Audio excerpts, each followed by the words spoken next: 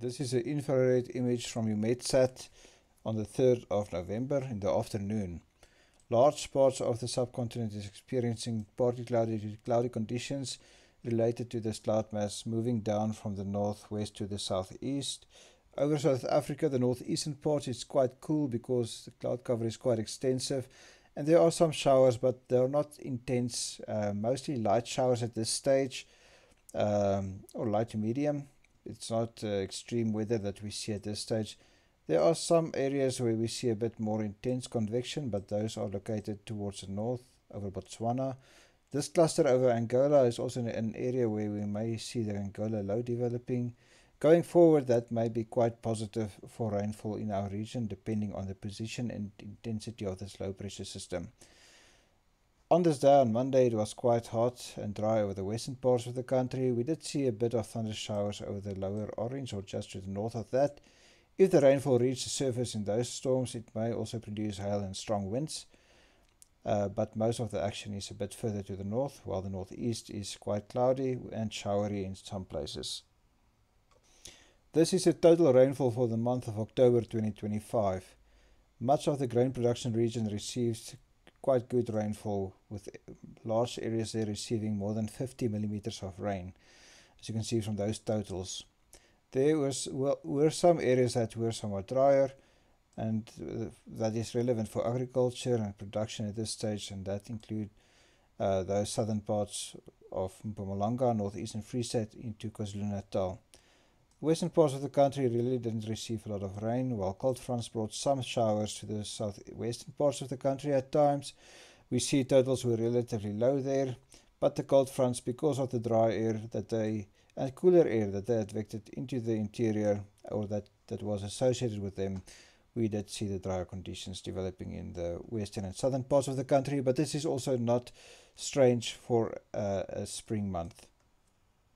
Now, placing the rainfall for the month of October into perspective, most of the northern parts of the country received average to above average rainfall, while the southern parts of the country, including the winter rainfall region, were quite dry.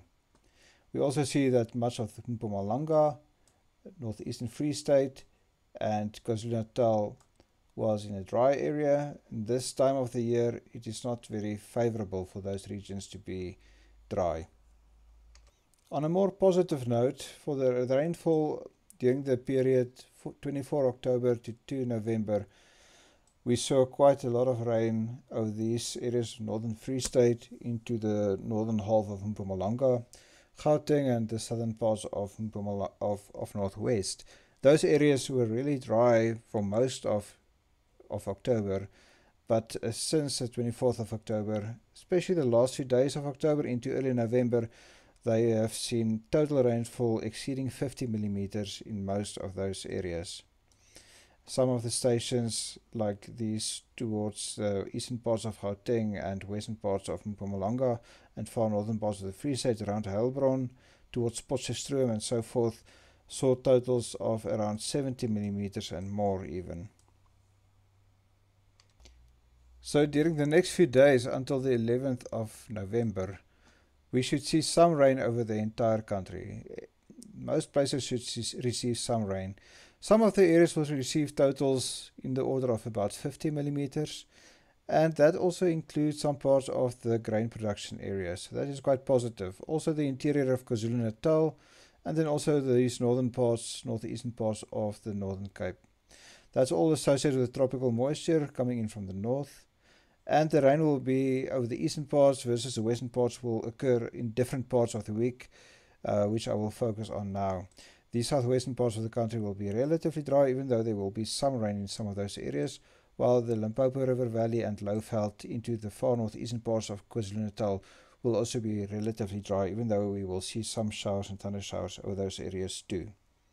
In the beginning of the week, on Tuesday specifically, 24-hour rainfall, one can see totals in around 5 to 10 millimeters in most places. Over the northeastern parts of the country, it will be quite cool, and this weather will be relatively soft. There shouldn't be large storms in most places, so it will be below average for this time of the year, with a large cloud or extensive cloud cover and the showers that are expected to occur over these northeastern parts of the country, while the western parts of the country will remain dry. Thursday will be quite interesting. We will have a high pressure system reaching towards the south of the country, with cooler moisture from the southeast and east into the country. It will result in cooler conditions and showers along the eastern to southern seaboard and the adjacent interior, also much of KwaZulu-Natal. And then in the afternoon we should see scattered to widespread thunder showers developing over the interior, the northern to eastern parts. These showers will move basically from the south to north, if I'm not mistaken. And there will be some more intense showers producing a bit more rain. So we could see a bit more severe weather with these conditions, with the cooler air from southeast, the tropical moisture present over the country, and also an upper air trough towards the west and upper air perturbations moving over the region. And they will all contribute to a bit more substantial thunder showers in the region, and also then maybe an enhanced tendency to see some thunder showers turning into severe storms and causing hail and strong winds in places. So this will be then also followed by a cooler morning over the far eastern parts and higher lying areas of the Highveld on Thursday and or Friday morning. And Saturday morning, where we should see the lowest temperatures, but these are not expected to be below freezing over the eastern higher lying areas. During the weekend, if we look at rainfall, most of the action will shift to these far western parts of the country and the central parts. We will also see them spreading on Sunday, not shown on this map because this is the rainfall for Saturday, towards the southeast. So the western to southern parts of the country should see scattered showers and thunder showers during the weekend. It will also be hot over those parts as the wind will turn northerly or easterly in many of those areas. That will always create hot conditions along the western and southern coastal areas and adjacent interior. Some of the thunder showers will also become severe, especially over those western parts, as they will interact with the drier air towards the west, and there will also be some upper air instability. So there may be also an enhanced tendency for some of those storms to turn severe over the Northern Cape and the adjacent areas as the cloud band develops and move over that region during the weekend.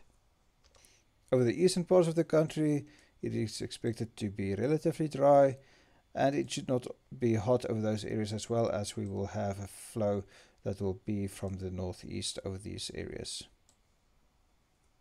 So focusing on temperatures, this is specifically your highest maximum temperatures during the next few days until the 9th of November. We will see over the eastern parts of KwaZulu-Natal, it may become quite hot on Tuesday because of an offshore flow that will be present in this area. So early this week on Tuesday, it may become quite hot over those KwaZulu-Natal areas.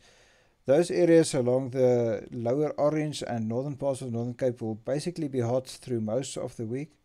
And then these other areas a bit further to the west and south, let's say the west coast, adjacent interior, and then also the Karoo areas, they will become hot more towards the weekend, as we will have that offshore flow of those areas as the moisture moves into those western parts of the country from the north. And then we will see northerly to northwesterly winds over those areas, and they will always be associated with higher temperatures over the southern to western extremes of the country. And so all those areas that I indicated here in red are those areas where we can expect maximum temperatures to exceed 35 degrees Celsius at some stage during the next few days.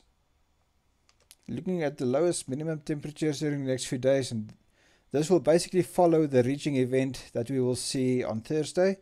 So these lower temperatures will probably occur on Friday, or rather on Saturday morning.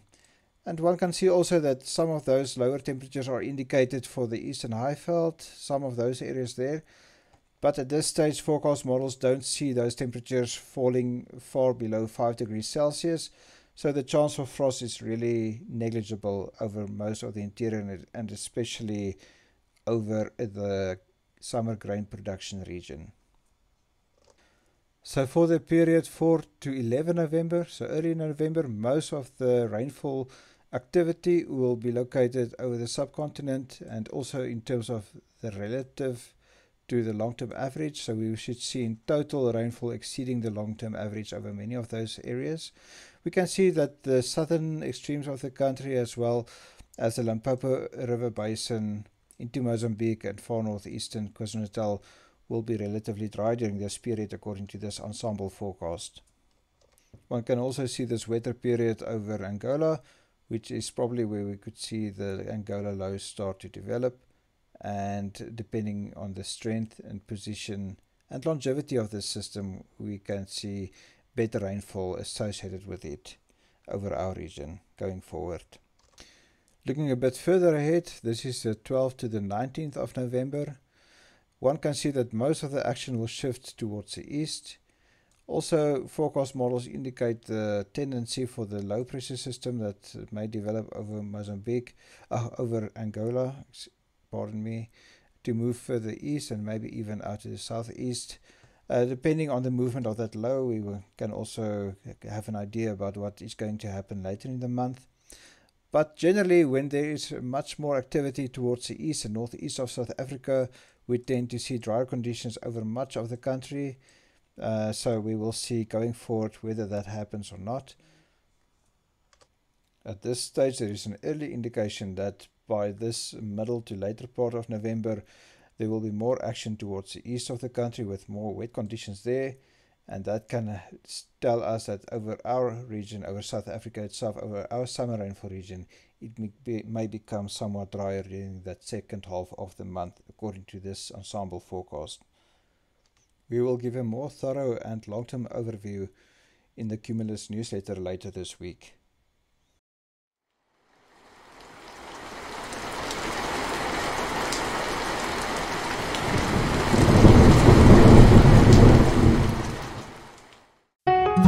"2010 was described as the decade of disruption. Smartphones, wearables, technology built to last. So why don't we build everything that way? Luckily, there is a group of people that still believe in this way of thinking. For over 10 years, they've helped farmers build lasting futures with crop insurance that stands firm when it matters most. AgriSeker. We are where you are. An authorized FSP underwritten by Land Bank Insurance Company.